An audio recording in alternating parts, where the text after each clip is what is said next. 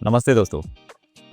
कभी ऐसा लगा है आपको अपनी लाइफ में कि आपकी लाइफ में कोई एक ऐसा मोमेंट आया और आपको लगा हो कि ये तो मेरी लाइफ का सबसे वर्स्ट मोमेंट है और उस समय ऐसा आपको लगा हो कि मेरी ज़िंदगी तो अब ख़त्म हो गई, मेरा करियर खतरे में है, मेरा फ्यूचर डार्क में है।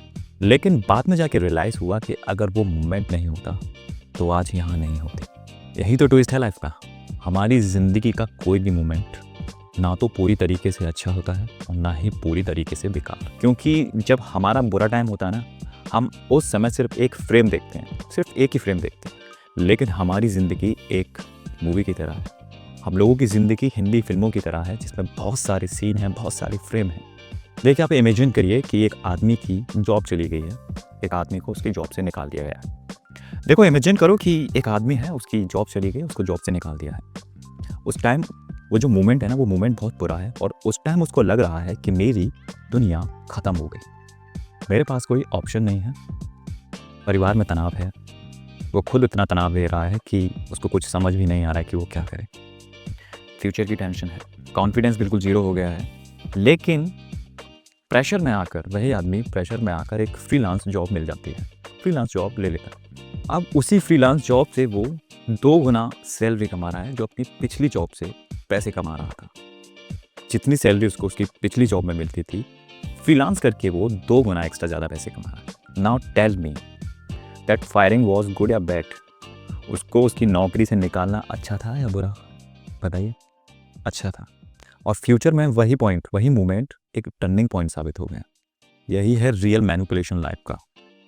हमारी ज़िंदगी हमारे ही साथ एक गेम खेलती है, मैनिपुलेटेड गेम खेलती है। और कहीं-कहीं ऑपोज़िट भी होता है। किसी को लॉटरी लगती है, उसी टाइम आस-पास के लोग उसके लिए तालियाँ बजाते हैं कि वाह भाई, बहुत बढ़िया, आपकी लॉटरी लगी है, बहुत अच्छा। लॉटरी लगने के बाद उसी इंसान को पैसे का एडिक्शन हो जाता है, लत लग जाती है, गलत आदतें लग जाती हैं, ईगो आ जाता है। जो फ्रेंड सर्किल है ना, वो बहुत चेंज हो जाता है, वो अच्छे दोस्तों से गलत दोस्तों में चला जाता है।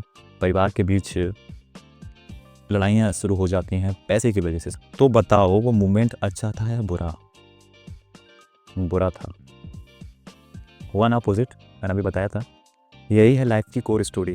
क्योंकि हम हर सिंगल मोमेंट को जज कर देते हैं, हम हर सिंगल मोमेंट पे ही आगे का डिसाइड कर लेते हैं कि भैया ठीक है यार, ये ऐसे ही होगा, जबकि ज़िंदगी में ऐसा नहीं होता है।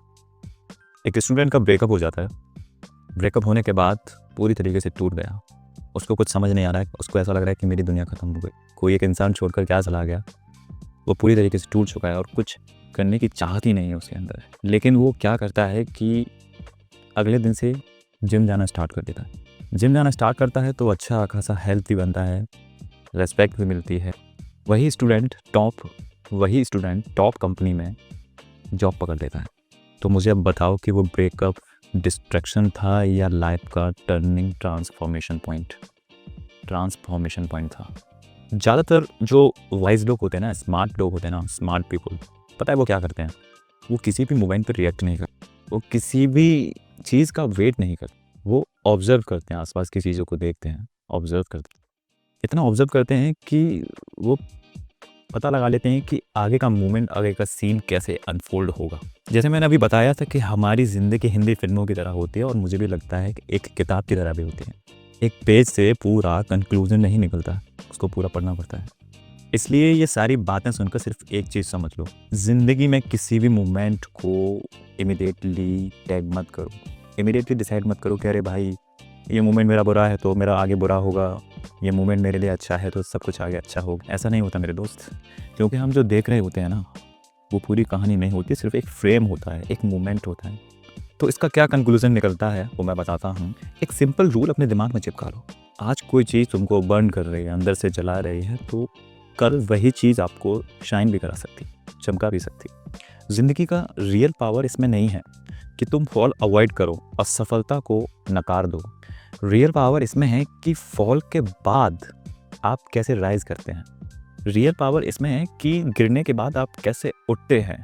बस चलते रहो, ऑब्जर्व करो, ओवर रिएक्ट मत करो।